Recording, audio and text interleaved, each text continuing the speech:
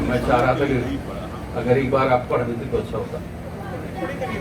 हम भी पढ़ दें, हम पढ़ देते हैं।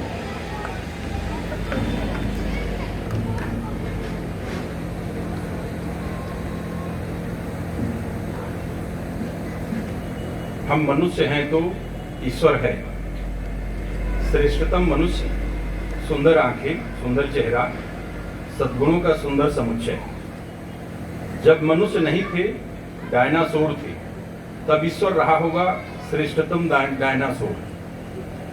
या सांपों के लिए ईश्वर होता होगा श्रेष्ठतम सांप, या मत्स्यों, कूर्मियों, वारहों के लिए होता होगा श्रेष्ठतम सर्वगुण संपन्न मत्स्य, कूर्मे एवं वारा। ऐसे ही बदलता रहा होगा ईश्वर। तो फिर ईश्वर कौन है? इसमें भी तो इससे भी तो समझो ईश्वर है। ईश्वर क्या है? समझो अर्थ, सुंदरतम सत्यम शिवम का। दो कविताएं सर की हमने पढ़ी थी, और इनमें एक थी दूसरा राजा और एक ईश्वर। वेद में दो प्रकार का ज्ञान है, अपरा और परा। परा आध्यात्मिक ज्ञान, अपरा भौतिक जगत से संबंधित ज्ञान। और इन दोनों में जो हमारा जीवन चलता है, ये दो बड़े भारी शब्द हैं, राजा और ईश्वर।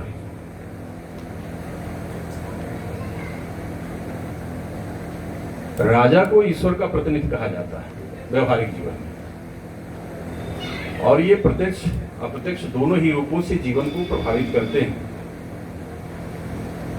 सर की जो कविता है दूसरा राजा, राजा के दो प्रकार इसमें बताए गए हैं, आप लोगों ने सुना ही होगा। इसमें एक तो वो है जिसके अत्याचार दिखते हैं, और एक वो है जो जनता की बात तो करता है, लेकिन फिर जनता के उस चीज से उसको दूर करता है जिससे कि उसकी अपनी कमियां उजागर हो।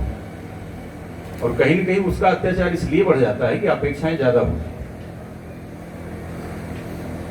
आज का जो शासन का स्वरूप है, जिसको लोकतंत्र हम कहते हैं, विपक्ष के जितने राजा बनने के क्रम में होते हैं, वो ज्यादातर कोशिश यही करते हैं कि हम वो बातें करें कि जिससे हम बैठाए जाएं, और बैठने के बाद उनका स्वरूप एक जैसा हो जाए। जो राजा बड़ा योग्य होता है, बड़ा काबिल होता है, लोगों की बातें करता है, तो वो योग्यताएं अपने लिए भी इस्तेमाल करता है। हम शायद ये भूल जाते हैं और फिर उसी चक्रव्यूह में फंस जाते हैं जहां से इस चीज की शुरुआत हुई। सत्ताएं स्थापित हुई हैं, लगातार चल रही हैं। अगर उसको महसूस करें हम इतिहास के क्रम में कि जब जो हमारे पुराणों में वर्णित राजा हैं बड़े लोकप्रिय भी थे, फिर इसके बाद मध्य युग आता है, फिर आधुनिक युग आता है। ढेर सारे वायसराय और गवर्नर जनरल भी आए जो जनता के हित के लिए ढेर सारी बातें करते रहे, लेकिन जो समस्या है वो जस की तस से बल्कि बढ़ती जा रही है। आज स्थिति ये है कि जो है समसामयिक सब समझ ही रहे। कोशिश ये की जाती है जैसे कोई राजा मध्य युग में आया, वो आपके पूरे साहित्य को जला गया, और उसका जला जाना कोई विरोध करने वाली घटना नहीं है। विरोध होता है जैसे आक्रमणों का हुआ, विजातियों का आना, अनेक धर्मों का आना, ये चीजें हैं जिसका विरोध हम करते हैं। लेकिन जहां हमारा साहित्य नष्ट हो रहा है, जहां संस्कृति नष्ट हो रही है, उन चीजों के बारे में बोलने वाले कम पाए जाते हैं। हमारी विरासत छिन गई, हमारा ज्ञान, हमारे ज्ञान की जो परंपरा थी वो टूट गई पूरी तरह से। उसके पीछे भी जो लोग थे और जिनके साथ लोग मिल करके सत्ता करते रहे, अपनी रोटियां सेकते रहे और सत्ताएं चलती रहीं।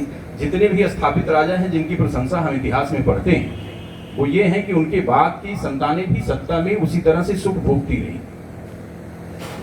और वो किसके किसके किसके लिए भोगती रही, किसका शोषण करती रही, हम सब जानते हैं।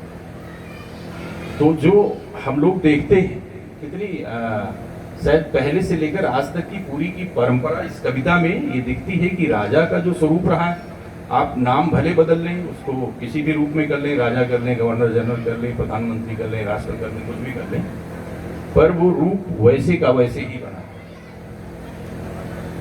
जो जीवन जी गए हैं, जिन्होंने पुस्तकों में अपनी चीजों को रखा है, अपने जीवन के अनुभवों को रखा है, वो आम जनता तक पहुंच ना पाए, इसलिए अब तो पाठ्यक्रमों का निर्धारण भी साहित्यिक विचार से नहीं होते या जीवन मूल्यों के विचार से नहीं होते, वो राजनीतिक विचारधाराओं के हिसाब से होता है कि जीवित लोगों के पाठ्यक्रम में उनका जीवन रख दिया जाता है अगर विचारधारा के, और फिर उसको हटा करके किसी अन्य राजनीतिक विचारधारा के लोगों को रख दिया जाता है।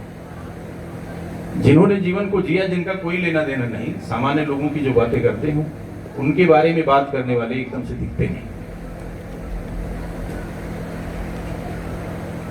समकालीन राजनीतिक मानदंड सदैव पैतरे बदलता रहता है और पाठ्यक्रमों का निर्धारण और लोगों को जानना सिर्फ और सिर्फ सत्ता की दृष्टि से ही है, जिससे उम्मीदें करते हैं उम्मीदें टूट जाती हैं।